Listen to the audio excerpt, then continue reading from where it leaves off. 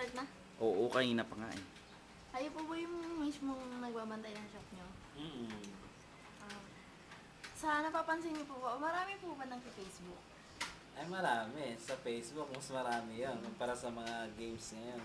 Sa mga online games, mas marami na po Facebook. Sa tingin niyo po, sino mo ang mas mahilig ng Facebook? Lalaki po ba o babae? Sa napapansin niyo lang po. Ay, mas marami ang mga kalalakihan. Kadalasan po bang, mga ilang oras kung Facebook-on sila, ang walang games, yung mga ganyan. Ang minimum na laro nila 1 hour, pero pinakamababa na yun. Eh, yung kadalasan talaga, nagbababad sila sa Facebook. Ano po kadalasan ang mapapansin niyo pong ginagawa nila? Yung mga- Tetris, yung trending ngayon sa Facebook. Battle Tetris. Ah, Kagaya niya, no? Ito ang ginagawa niya. Daling araw ka naman. So, pag yung Facebook sa lahat po ng Siyempre, dahil sa... buong games, sa ate-hati po.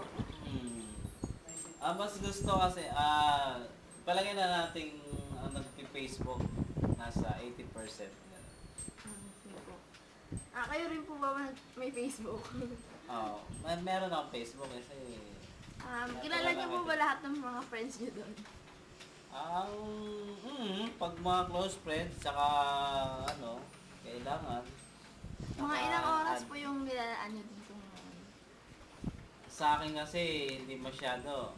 Online ako eh, kaya ang Facebook, pinagsasabay ko lang. Pag medyo pagod, Facebook naman. So, vice versa, salitan lang. Ano po bang napapala niyo sa paggamit ng Facebook? Ano yung mga Yung iba, lalo sa family, yan, mas maganda. Nag-share sila ng nandun na may mga photos, mga events, nag-update silang gano'n. Lahat na. Salamat po. Yan lang. Sige.